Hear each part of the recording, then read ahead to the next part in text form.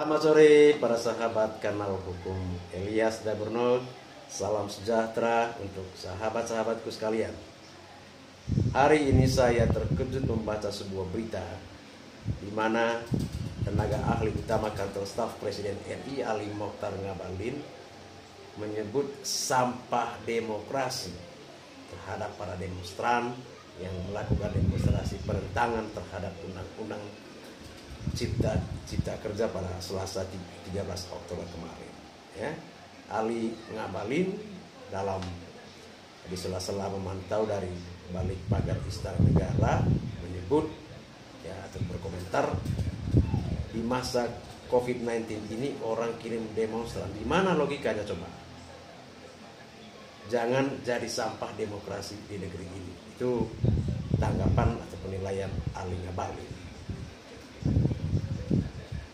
Saudara Ali Ngabalin menurut saya keliru, salah menilai atau berkomentar seperti itu terhadap demonstran.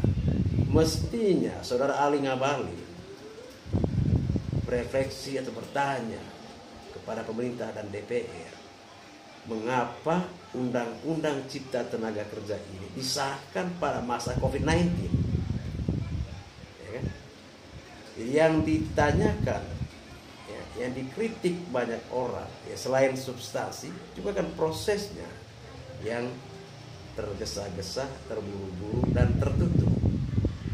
Jadi kalau penilaiannya kepada demonstran itu salah besar, keliru, suatu keliru yang sangat besar.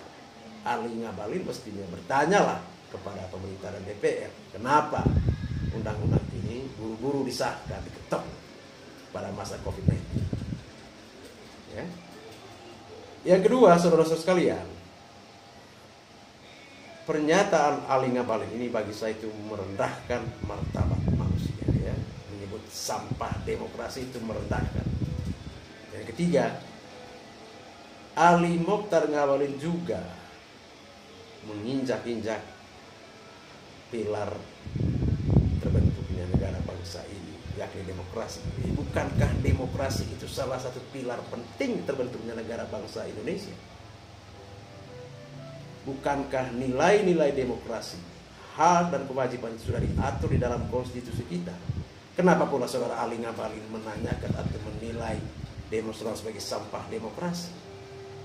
Suatu yang aneh. Ali Ngabalin mungkin sudah lupa akan sejarah demokrasi, lupa sejarah kekuasaan, jatuh dan bangunnya, glamor dan hancurnya sebuah kekuasaan, sehingga dia sampai mengatakan atau berkomentar demikian. Apalagi disampaikan oleh seorang yang tengah bekerja di lingkaran Istana Negara. Penilaian seperti itu sungguh suatu yang tidak patut, tidak pantas, tidak elok diungkapkan dan disampaikan. Saya masih ingat pada saat debat Pilpres 2014, Presiden Jokowi sendiri ketika ditanya apa pandangannya tentang demokrasi, Jokowi dengan percaya diri, dengan teguh, dengan santainya menjawab, bagi dia demokrasi adalah mendengarkan suara rakyat. Nah, inilah yang mestinya dikedepankan oleh pemerintah, termasuk mereka yang bekerja di lingkaran istana atau lingkaran kekuasaan, mendengarkan suara rakyat, mendengarkan aspirasi masyarakat, bukan menilai, menghakimi, memojokkan, menyudutkan masyarakat yang menentang disahkannya Undang-Undang Cipta Kerja ini. Jadi salah besar, keliru besar kalau sampai Ali Ngabalin menyebut masyarakat, menyebut demonstran sebagai sampah demokrasi. Pertanyaan yang besar, pertanyaan yang sepatutnya diarahkan, yang paling tepat diarahkan itu adalah kepada pemerintah. Mengapa Undang-Undang Cipta Kerja ini disahkan pada masa COVID-19?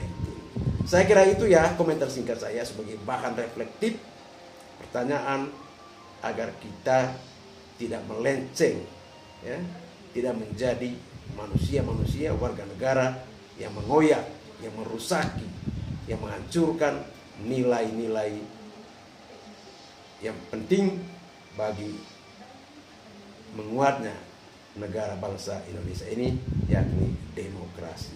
Saya kira itu, mudah-mudahan komentar singkat ini memberikan suatu keinsafan, kesadaran kepada kita semua agar kekuasaan yang kita miliki, yang kita pegangi, jangan sampai membuat kita lupa akan pilar pentingnya terbentuk negara Indonesia ini.